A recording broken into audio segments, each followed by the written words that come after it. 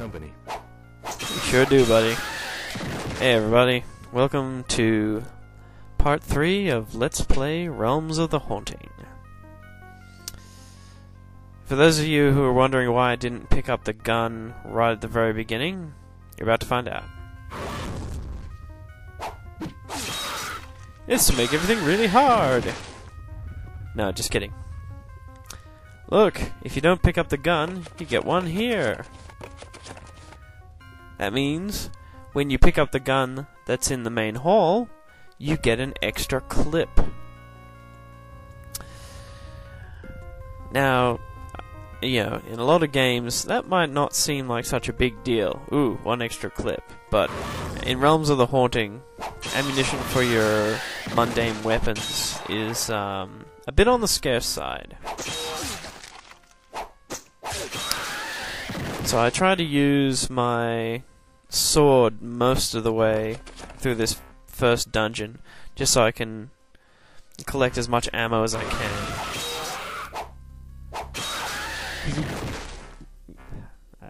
I'm repeating myself again, but it's true, you don't get much of it. I mean, I'm pretty sure the bulk of your ammunition comes from this very dungeon. Some strange symbol by the looks of it. And the sound work that they did in this game is just phenomenal. Watch this. Jesus. What the hell?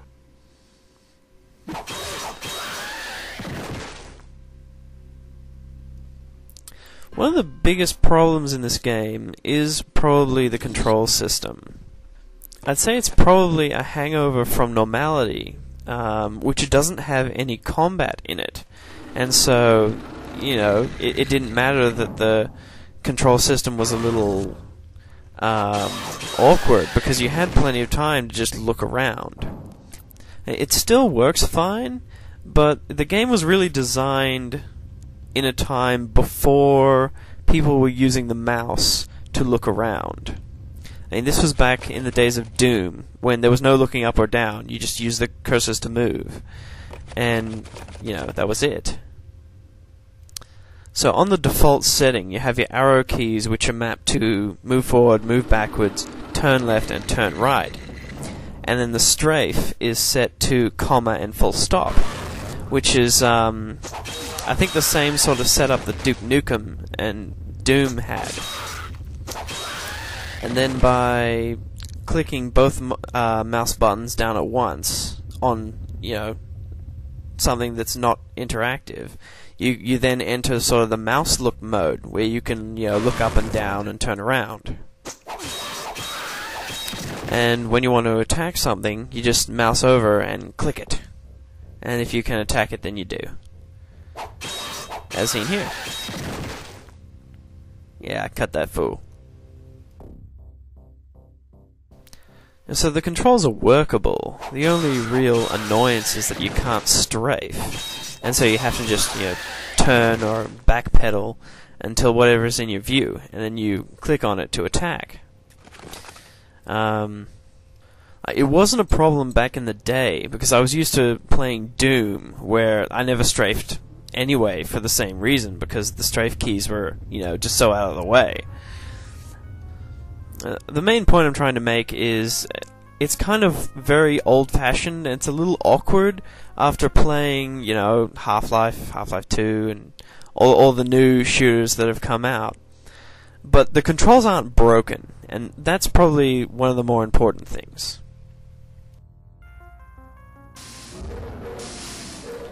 So, this is where I try and fail to kill this guy with a sword. Ah, I walked right up to him. Maybe he's immune to a sword or something. Wonder who put that there. So I come back with a good old shotty.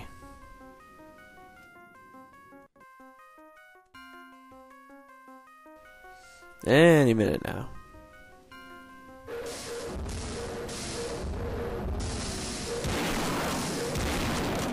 Yeah, take that. See what I mean? Now always cut these guys up. You do not want them getting back up again. They'll like sneak up on you. Okay, so they actually don't, but it's still fun to just smash them into pieces.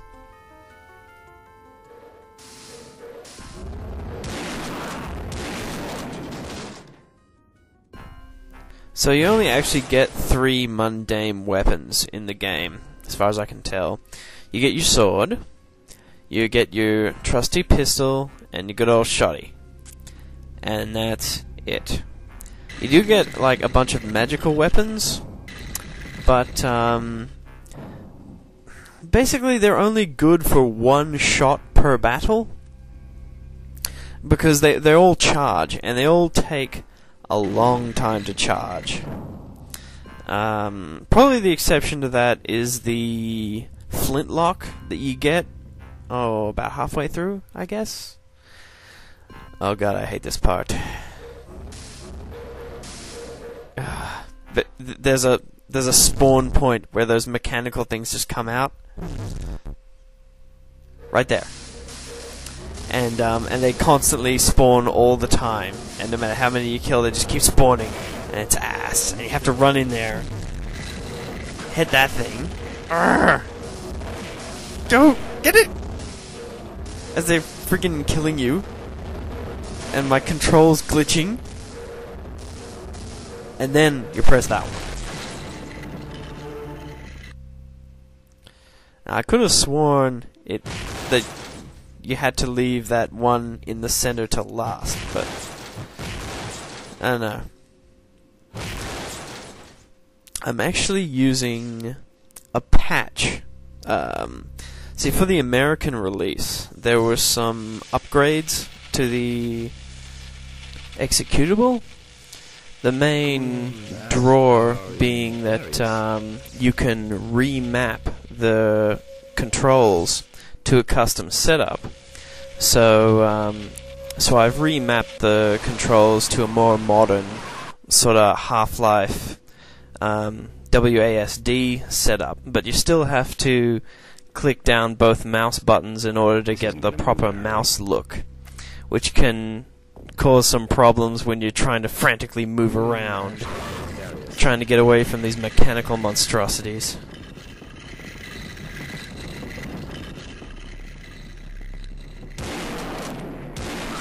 Oh! And again! I think installing the American EXE has put some other changes into it. Don't know if any of you could see the text at the very beginning of the game. There was these little menus when I went to start a new game, and they just had missing text, and that was because the American version also had a more sensitive difficulty level, I suppose. So this is where I demonstrate the use of the health potions, which are actually a little bit more confusing than you might think, because you have to pick them up and press U in order to use them. Now you can actually use sort of anything in that way, but the thing is, that's the only thing that is used by itself. Everything else is either used with something in the world or something in your inventory, and if you pick it up in your inventory and then, click it down, it automatically combines it or whatever. But with the health potions, there's nothing to combine it with, you just use it. And so that's the end of video alarm. Please rate and comment my videos. I'd really like to hear from you. Because let's face it, I'm a narcissistic prick.